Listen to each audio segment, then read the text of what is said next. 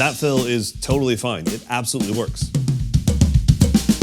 And so does that one, but there's a problem. You've memorized it. And when you memorize fills note for note, you eventually run out of memory. And the truth is, professional drummers don't memorize fills. They learn concepts that allow them to improvise infinite fills on the fly.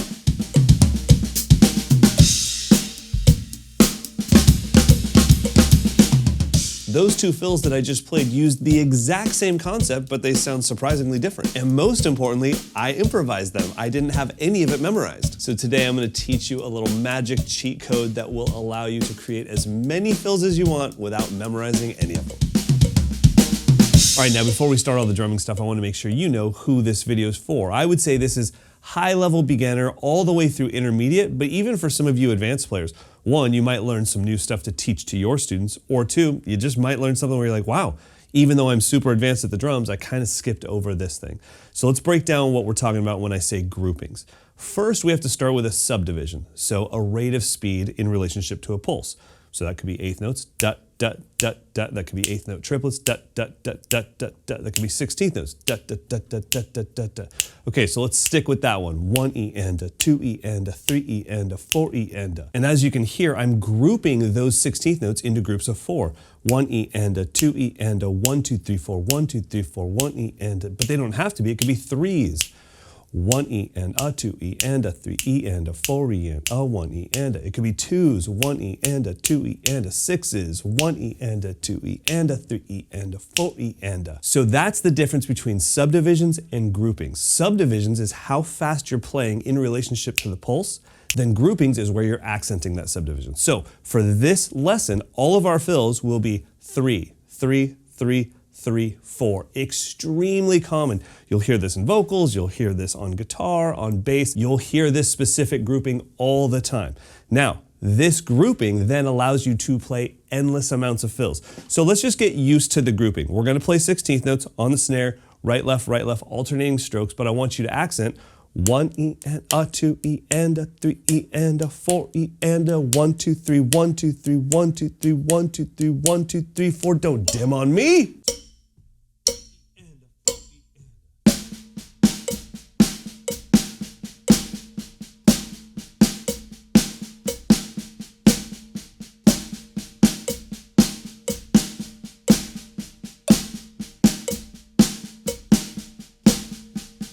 But the exciting part about this concept is that once you know that grouping in your head, that's what I'm singing. I'm not really singing the rights, the lefts, the kicks, or any of the variations I'm doing. I'm just singing bagadu, bagadu, bagadu, bagadu, bagadaga, boom. So the first one I want you to learn is right, left will be our threes, and then the last 4 will just be right, left.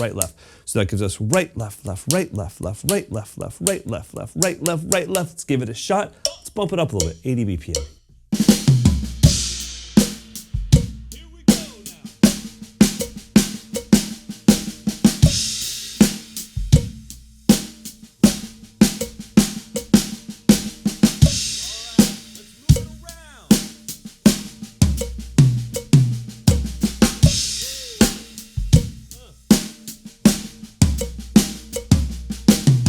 Now for the intermediate players out there and the advanced players, don't discount that just because it's like, oh, I can already do that. Yeah, but do you have it mastered? Have you really given it the time and care it deserves? Play it as a 4-bar solo.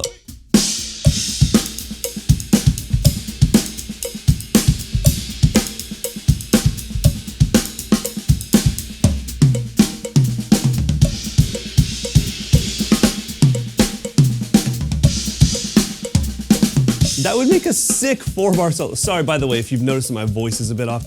I've been really sick for the past not really sick, so a little bit much. I've had a very bad cold for the past week and a half, and I'm still just getting over it, so I apologize. All right, moving on. Let's kick it up a notch, make it a little more difficult. Let's make this linear. So now our 3 is going to be right, left, kick. So we have 1 E and a 2 E and a 3 E and a 4 E and a, nice and slow, 60 BPM.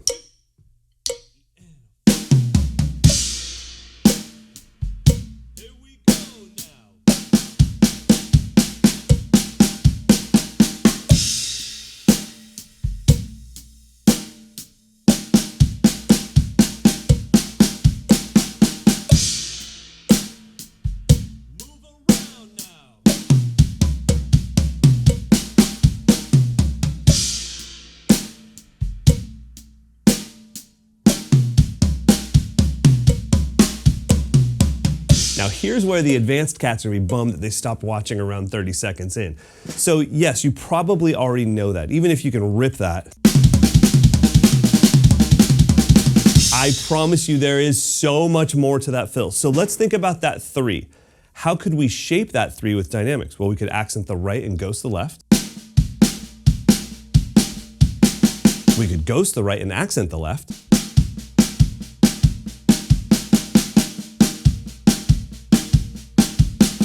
We could accent both hands or ghost both hands.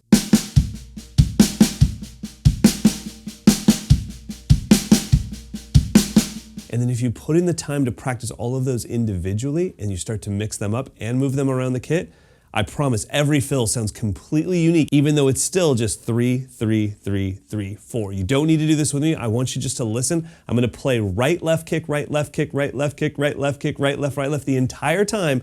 I'm just gonna change the accents and the orchestration, and it's gonna sound completely unique every single time.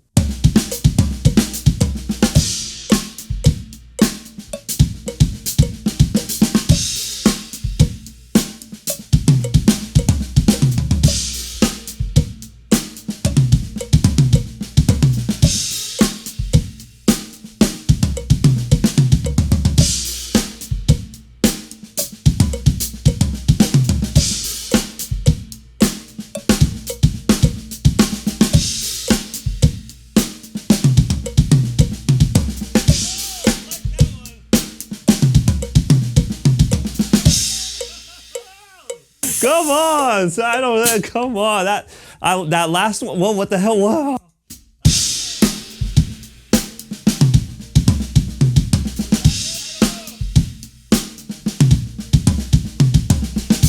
Something like that. Get off 3. Come on, something like that. This is the magic that I had promised at the beginning of the video. Oh my goodness, what happened to? I think I just spit on myself. What happened to 3, 3, 3, 3, 4? It's gone now. That's why it's so important to memorize the concept instead of memorize the specific fill.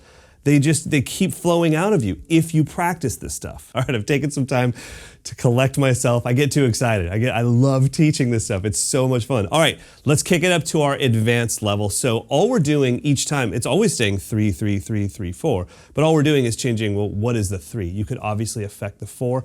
By the way, mathematically, move that 4. 4, 3, 3, 3, 3. 3, 4, 3, 3, 3. You could definitely do that, but that would make this lesson very long. All right, so let's kick our 3 up to, how about my favorite 3? Flam, up to the ride, then left. So,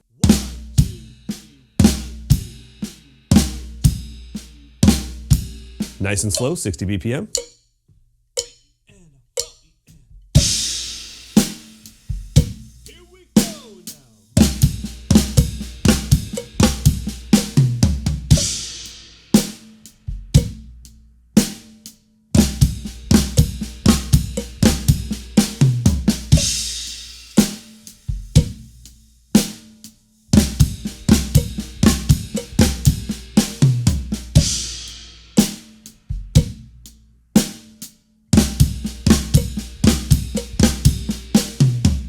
Advanced cats, are there a few of you still sticking around? I hope so, because if you don't have this fill is a gold mine of fun.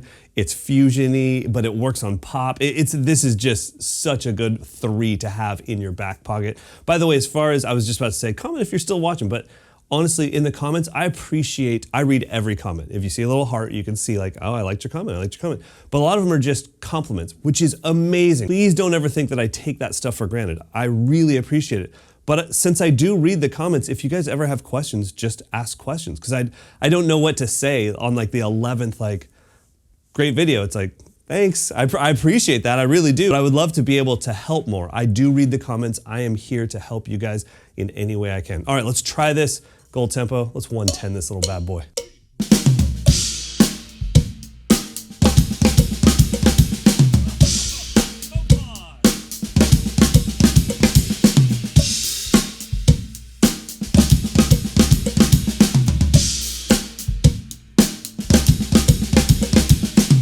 So think about where we started, even with this grouping, just hand to hand. 1 E and a 2 E and a 3 E and, which was great, it was fine.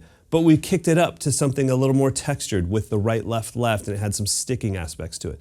Then we gave it even more texture and more of a rich sound by making it linear and really working on the dynamics. Now we've given it even more texture by bringing in the flam, going up to the ride with the kick, so we've got a little high frequency and low frequency at the same time. And there's so much more for you to discover with this stuff. Like, even with this, I mean, I wouldn't do this one on a pop gig, but you could diddle that part where you go up to the ride.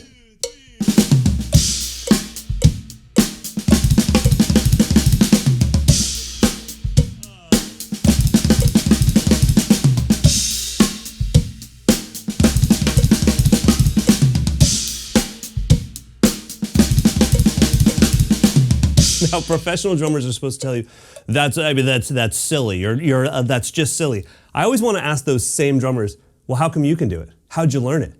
Oh, it wasn't silly to you at some point. I can promise you, the first time I ever did that, I was like, oh, this is the coolest thing ever. And then a couple years went by and I never got to use it. And then I was like, okay, so maybe it's silly, but maybe it's not. Maybe sometimes it's okay just to have fun on the drums. Why is that such a bad thing? Why does everything have to fit into like some John Mayer pop gig? That was the Cold Medicine talking. John Mayer, you're the man. The trio album's right there, right there. All right, YouTubers, I hope you had fun with this. And if you liked this, I have so much more of this concept on Mikeslessons.com. We have courses for this called By the Numbers, where we keep changing the groupings to different numbers, and I show you different ways to get use out of them in practical situations. So please, do yourself a favor. Make this the year that you commit to your own education. Sign up for the 7-day free trial just to make sure that my website works for you and that my style of teaching works for you. And if it does, commit. But until next time, practice this stuff, have fun with it, be patient with yourself, and most importantly, tweak it just enough to make it your own. Bye, everybody. I gotta figure out what that linear one was again.